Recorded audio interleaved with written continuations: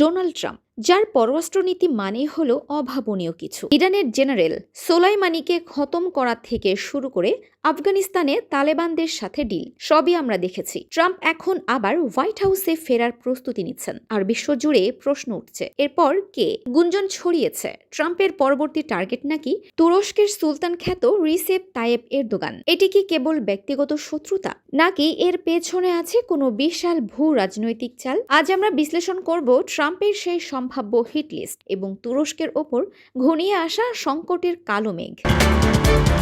Trump ও এরদোগানের সম্পর্ক সবসময় ছিল এক রহস্য। একদিকে ট্রাম্প এরদোগানকে স্ট্রং ম্যান বলতেন, আবার তুরস্ক রাশিয়ার কাছ থেকে S-400 কেনাই তিনি অর্থনৈতিক নিষেধাজ্ঞা দিয়েছিলেন। এরদোগান বর্তমান মুসলিম বিশ্বের সবচেয়ে প্রভাবশালী নেতা। তিনি ন্যাটোর সদস্য হয়েও রাশিয়ার সাথে বন্ধুত্ব করেন, আবার ইসরায়েলের বিরুদ্ধেও কড়া অবস্থান নেন। ট্রাম্পের আমেরিকা ফার্স্ট নীতিতে এরদোগানের এই স্বাধীন চেতা মনোভাব বড় বাধা। ট্রাম্প মনে করেন তুরস্ক কথা না শুনলে তাদের অর্থনীতি ধসিয়ে দেওয়া হবে। এটি হতে পারে তুরস্কের রাজনৈতিক ও অর্থনৈতিক ভিত্তিকে সমূলে উপড়ে ফেলার এক নীল নকশা।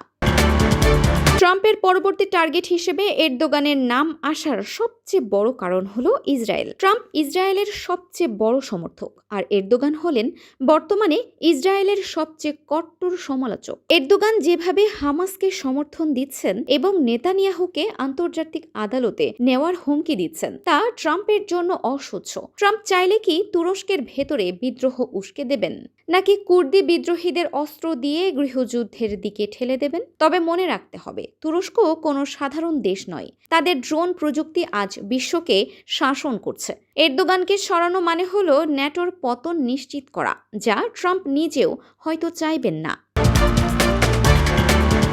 ট্রাম্পের ফিরে আসা মানেই বিশ্ব রাজনীতিতে এক নতুন ঝড়। ইরান ও আফগানিস্তানের পর তুরস্কের দিকে নজর দেওয়া মানে হলো এক বিশাল ঝুঁকি নেওয়া। এরদোগানকে কি ট্রাম্প সত্যি টার্গেট করবেন, নাকি এটি হবে এক নতুন ধরনের ডিল? দাবার চালগুলো এখন আরো ভয়ঙ্কর হয়ে উঠছে। আপনার কি মনে হয়, ট্রাম্প কি সত্যি এরদোগানকে ক্ষমতা থেকে সরাতে চাইবেন, নাকি এরদোগানই ট্রাম্পকে রুখে দেবেন? কমেন্টে আপনার মূল্যবান মতামত জানান।